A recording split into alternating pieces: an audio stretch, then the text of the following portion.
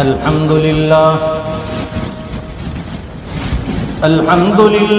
الذي هدانا لهذا وما كنا لنهتدي لولا أن هدانا الله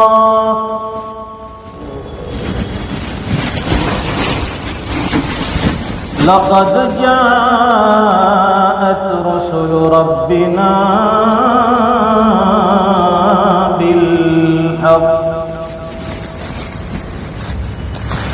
صلوات الله والسلام على سيدنا محمد المصطفى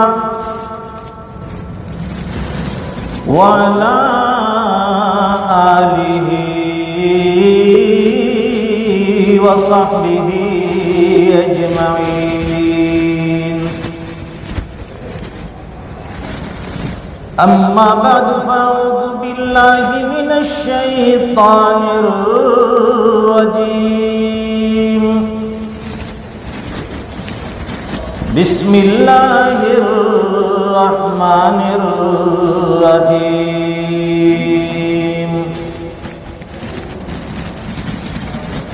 إن الذين آمنوا وعملوا الصالحات سيجعل لهم الرحمن ودا. صدق الله العظيم وصدق رسوله النبي الأمي الحبيب الكريم ونحن على ذلك لمن الشاهدين والشاكرين والحمد لله رب العالمين. اللهم صل على سيدنا ومولانا محمد وعلى آل سيدنا محمد وبارك وسلم. بزرگان محترم، نوجوانان اسلام اور دینی بھائیوں،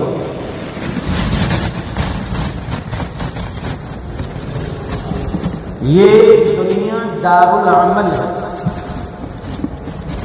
عمل کا مطلب محنت کی جگہ ہے. محنت کا مطلب یہ ہے کہ آخرت والے اعمال کی محنت ہے. عمل کا مطلب یہ نہ سمجھے کہ عمل سے وہ محنت مراد ہے جو انسان دنیا حاصل کرنے اور دنیا کمانے کے لیے کرتا ہے. دنیا دار العمل ہے اور آخرت دار الجزا. یہاں نیک اعمال کریں گے اللہ تعالیٰ اس کی جزا، اس کا بدلہ، اس کے انعامات آخرت میں عطا فرمائیں گے. اور دنیا کا جو عمل ہے اس کی جزا تو یہی مل جاتی ہے. کسی نے کسی کے یہاں محنت مزدوری کی، شام کے ناکے پر مغرب سے پہلے اس کی مزدوری دے کر اسے فارغ کر دیا جاتا ہے. یہ دنیا کا عمل ہے. اور آخرت کا عمل یہ ہے کہ انسان دنیا میں نیک اعمال کرے اور نیک اعمال کے بہت سے طریقے، بہت سے راستے اللہ تعالیٰ نے کھول رکھے ہیں. کسی کے ساتھ اچھی بات کر لی، مسکرا کر خندہ پیشانی سے ہم کلام ہوئے، یہ بھی ایک عمل ہوا، یہ بھی ایک صدقہ ہوا. اللہ تعالیٰ نام اعمال میں اس کا اجر اور ثواب لکھ لیتے ہیں. کوئی راہگیر ہے، راستہ بھٹک گیا ہے، ہم نے اسے صحیح راستے کی طرف رہنمائی کر دی، یہ بھی صدقہ. تو نیک اعمال یعنی نیکیاں بٹورنے اور جمع کرنے کے بہت سے طریقے اور راستے اللہ تعالیٰ نے رکھے. جیسے دنیاوی کمائی اور دنیا کے لیے محنت کے بہت سے راستے ہیں، اسی طرح آخرت کی کمائی اور نیکیوں کے لیے بہت سے راستے. دنیا دار العمل، آخرت دار الجزا. دنیا دار الفنا، آخرت دار البقا. دنیا بھی ختم، دنیا کی ہر چیز بھی ختم.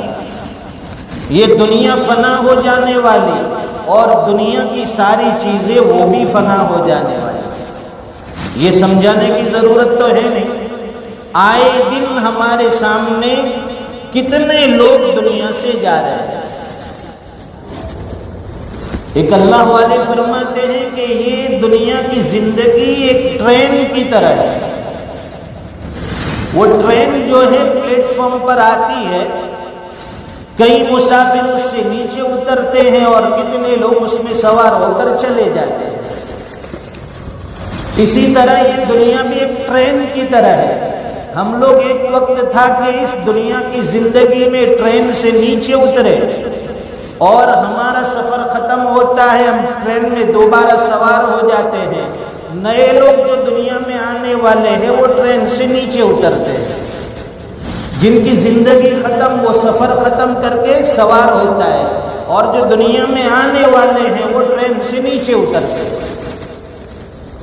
تو فرمایا کہ دنیا دار الفنا ہے، آخرت دار الجزا دار البقا ہے. دنیا بھی ختم ہونے والی ہے اور دنیا کی ہر چیز ختم ہونے والی ہے. آخرت ہمیشہ کی ہے، ہمیشہ رہے گی. اللہ نے آخرت کو ہمیشہ کے لیے بنایا ہے. باقی رہنے والی جگہ آخرت ہے، دنیا نہیں. پھر بھی انسان دنیا کی فانی زندگی کے لیے محنت کرتا ہے، آخرت کی ہمیشہ اور باقی رہنے والی زندگی کی کوئی فکر نہیں. سارا دن اور دن کے اکثر اوقات وہ دنیا کے بٹورنے میں، جمع کرنے میں، اسی سے حاصل کرنے کے پیچھے محنتیں کرتا ہے، دوڑ دھوپ کرتا ہے. لیکن وہ آخرت اللہ نے ہمیشہ باقی رہنے والی بنائی، جہاں انسان کو ابدی طور پر، دائمی طور پر ہمیشہ کے لیے رہنا ہے. وہ نیک اعمال چند لمحے کے لیے کرنے کے انسان کے پاس فرصت نہیں. اور فرمائے کہ دنیا یہ دار الغرور ہے اور آخرت دار السرور ہے. یہ دنیا دھوکے کی جگہ ہے.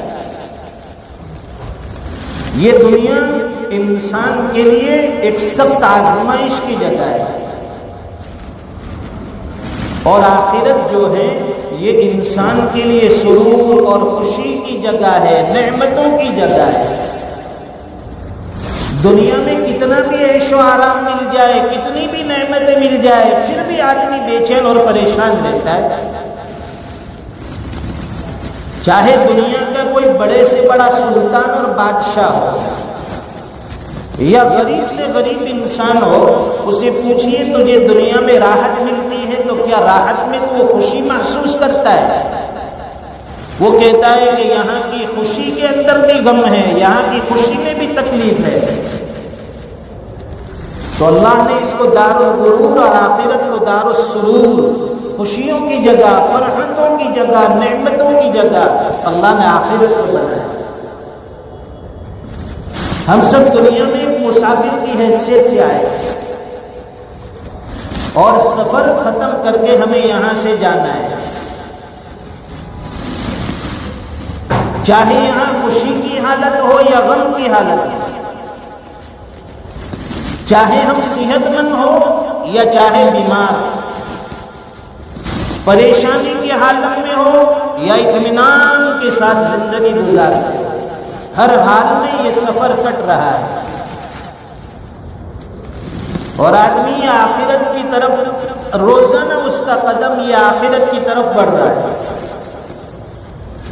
آدمی جب اس کا یوم پیدائش مناتا ہے، برتھ ڈے، بناتا ہے، سوچتا ہے کہ آج میں 20 سال کا ہو گیا، آج میں 21 سال کا ہو گیا، میری زندگی بڑھ رہی ہے، لیکن اس عقل مند کو اور اس انسان کو یہ معلوم نہیں کہ زندگی سے 1 سال اس کا قیمتی تھا، وہ کٹ ہو گیا، کم ہو گیا۔ وہ دنیا کی زندگی تھوڑی ہو گئی اور وہ اب آخرت کی طرف بڑھ رہا ہے، قبر کی طرف جا رہا ہے، اور اس کے اندر وہ خوشی مناتا ہے کہ آج میرے 50 سال ہو گئے، ہیپی برتھ ڈے۔ یہ خوشی کی چیز نہیں ہے، یہ غم کی چیز ہے۔ تیری زندگی کا 1 سال کم ہو گیا، 50 سال ختم۔ اب تجھے قبر کی طرف آگے بڑھنا ہے، تو کیا قبر کی طرف آگے جانے والا آدمی کیا خوشی مناتا ہے؟ کیا وہ کیک کاٹتا ہے کہ میری قبر سامنے ہے، اس میں جا رہا ہوں، مجھے کیک کاٹنا ہے؟ اچھے اچھوں کے ہوش اڑ جاتے ہیں، قبر کا نام سن کر اچھے اچھوں کی نیند حرام ہو جاتی ہے۔ تو ذرا ہم یہ تو سوچیں، وہ ہماری گھر کی بیچاری معصوم جو ہماری ماں بہنیں ہیں، بولی بھالی معصوم بچے، وہ ریکویسٹ کرتے ہیں اور ابا سے ضد کرتے ہیں کہ نہیں ہمارا برتھ ڈے ہے، ہم 3 سال کے ہو گئے، 4 سال کے، کوئی پروگرام ہو، کوئی فنکشن ہو، کیک کاٹی جائے، رشتے دار آئیں گے، گفٹ ملے گا، اور ہم بھی ان کی ہاں میں ہاں ملا کر گناہوں کے اندر مبتلا ہو جاتے ہیں۔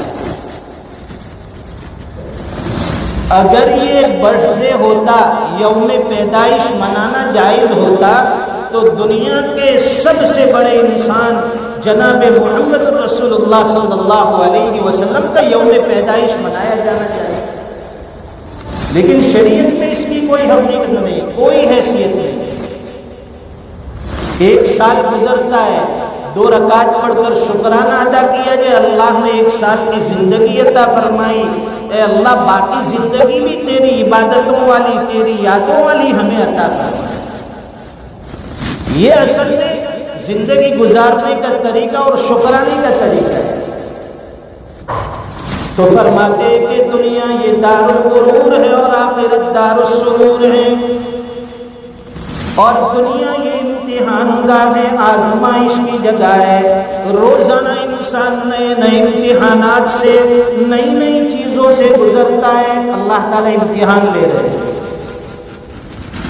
کسی کو کھلا رزق دے کر اللہ تعالیٰ آزماتے ہیں۔ بہت سارا رزق دے دیا، لیجیے جتنا استعمال کرنا چاہے کیجیے۔ وہ یہ سمجھتے ہیں کہ اللہ ہم سے بہت راضی ہے کہ بنڈل کے بنڈل نوٹوں کے مل رہے ہیں، لیکن وہ نہیں سمجھتا ہے کہ اس کے اندر میری آزمائش ہے، میرا امتحان ہو رہا ہے۔ اور فرماتے ہیں کہ اللہ تعالیٰ کبھی کسی کے رزق کو تنگ کر کے اسے آزماتے ہیں، امتحان میں ڈالتے ہیں۔ اگر رزق زیادہ مل رہا ہے اس پر اللہ کا شکر ادا کیا جائے، اور اگر رزق تنگ ہے، کم ہے، محنت کر رہا ہے پھر بھی نہیں ملتا ہے، اس کے اوپر صبر کیا جائے۔ تو فرمائے کہ شکر کرنے والوں کے لیے بھی جنت ہے اور صبر کرنے والوں کے لیے بھی جنت ہے۔ دونوں حالت میں اللہ تعالیٰ آزماتے ہیں، لیکن انسان کا ایک مزاج ہے کہ ہم ایمان والے ہیں، اتنی محنت کرتے، پھر ہمارے پاس یہ چیز کیوں نہیں؟ ارے بھائی یہ تو دنیا ہے، اور فرمائے کہ اللہ کے نزدیک اگر اس کی حیثیت مچھر کے پر کے برابر بھی ہوتی تو فرماتے ہیں کہ اللہ تعالیٰ کسی غیر کو، کسی کافر کو دنیا نہیں دیتے۔ آج دنیا میں جو غیر ایمان والے ہیں، بڑے بڑے مالدار رئیس ہیں، اس لیے کہ اللہ کے نزدیک اس کی کوئی حیثیت نہیں۔ اللہ کے یہاں اصل جو قدر و قیمت ہے وہ ایمان کی ہے، اعمال صالحہ کی۔ عزت والی زندگی ایمان والوں کے لیے، اور یہ تنگی اور یہ غربت اس سے ڈرنا نہیں۔ دیکھیے حسن بصری رحمت اللہ علیہ فرماتے ہیں کہ دوستی ہمیشہ فقیر آدمی سے رکھو، غریب آدمی سے رکھو۔ اس لیے فرماتے ہیں کہ قیامت کے دن جب وہ جنت میں داخل ہوگا، فقیر آدمی جب قیامت کے دن جنت میں جائے گا تو اسے حکم ملے گا کہ جس نے تیرے ساتھ دوستی کی، جو تیرا دوست ہے یا جس کے ساتھ تجھے تعلق محبت ہے تو بھی جنت میں داخل ہو جا اور اپنے سارے دوستوں کو بھی جنت میں لے جا. مالداروں کے ساتھ یہ نہیں کہا گیا کہ تم جنت میں جا ان کو بھی لے جا، لیکن فقیر اور غریب آدمی اسے کہا جائے گا کہ جس نے تجھ سے دوستی رکھی یا تو جن سے تعلق محبت رکھتا ہے تو بھی جنت میں داخل ہو جا اور اپنے دوستوں کو بھی اپنے ساتھ جنت میں لے جا. اور فرمائے کہ میری امت کا فقیر میری امت کے امیر اور مالدار لوگوں سے 500 سال پہلے جنت میں داخل ہوگا. یہ اس لیے فضیلت بتائی کہ جو بیچارے تنگ دست ہیں، غریب ہیں، مفلس ہیں، ان کو بھی ہمت آ جائے کہ اللہ تعالیٰ نے دنیا اگرچہ ہمیں نہیں دی ہے لیکن جنت میں ہمارے لیے بڑے بڑے وعدے فرمائے ہیں. اور فرماتے ہیں کہ روایت میں آتا ہے کہ اللہ تعالیٰ قیامت کے دن ایک فقیر کو کہیں گے کہ تو جنت میں داخل ہو جا. وہ فقیر جنت میں نہیں جائے گا، وہی کھڑا رہے گا. فرشتے کہیں گے کہ بھائی تمہارے لیے جنت کے داخلے کا اعلان ہو گیا، فیصلہ ہو گیا، پھر تم کیوں جنت میں نہیں داخل ہو گئے؟ وہ کہے گا کہ مجھے شرمندگی آتی ہے، مجھے شرم آ رہی ہے کہ جن لوگوں نے مجھے دنیا میں کھلایا پلایا میں تو جنت میں جا رہا ہوں اور یہ لوگ ابھی جنت سے باہر ہیں. اللہ تعالیٰ کو اس کی یہ ادا پسند آئے گی. فرمائیں کہ جا تو بھی جنت میں چلا جا اور جن لوگوں نے تجھے کھلایا پلایا ان کو بھی تو اپنے ساتھ جنت میں لے جا. یہ کوئی معمولی عمل نہیں ہے غریبوں کے ساتھ رواداری کرنا، غریبوں کے ساتھ ہمدردی کرنا، ان کے ساتھ خیر خواہی کرنا، ان کی ضرورتوں کا خیال رکھنا. اگر اس میں سے کوئی عمل اللہ کے یہاں قبول ہو گیا تو ہمارا بیڑا پار ہو جائے گا. حضرت عیسیٰ علیہ السلام ایک مرتبہ سفر میں تھے. دوران سفر ایک گنہگار کو دیکھا. علماء نے لکھا ہے کہ ہمیں نہ کسی گنہگار سے نفرت کرنی چاہیے اور نہ کسی غریب اور فقیر کو نیچا دکھانا چاہیے. تو فرماتے ہیں کہ دوران سفر ایک گنہگار کو دیکھا.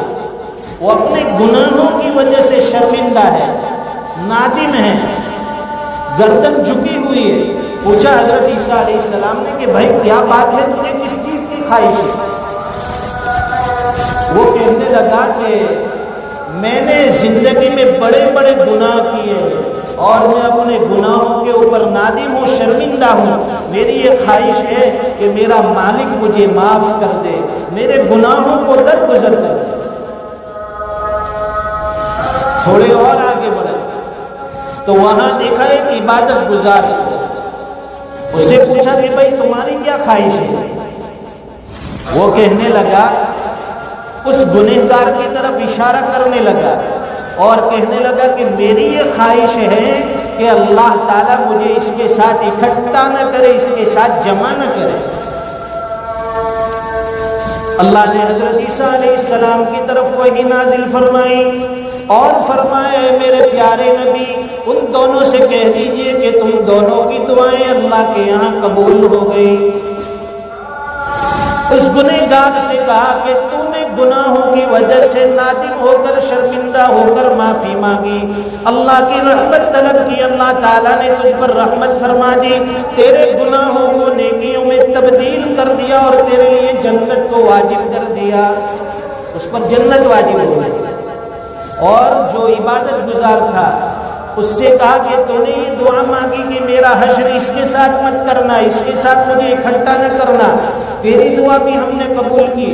اب چونکہ وہ گنہگار تو جنت میں جا رہا ہے اور تو اس سے الگ ہونا چاہتا ہے، اس لیے تیری جگہ جہنم ہے.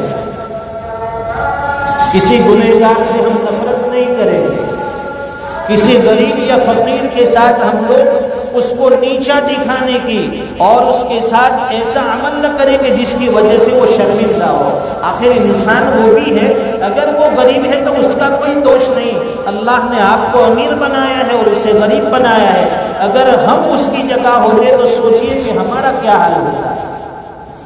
انسان ہونے کے ناطے سب برابر ہے. ایمان والے ہونے کے اعتبار سے سب برابر ہے، حقیقت تو وہاں کھلے گی جب اللہ کے سامنے پیشی ہوگی کہ دنیا سے ہم کیا کما کر لائے اور کیا کھو کر آئے۔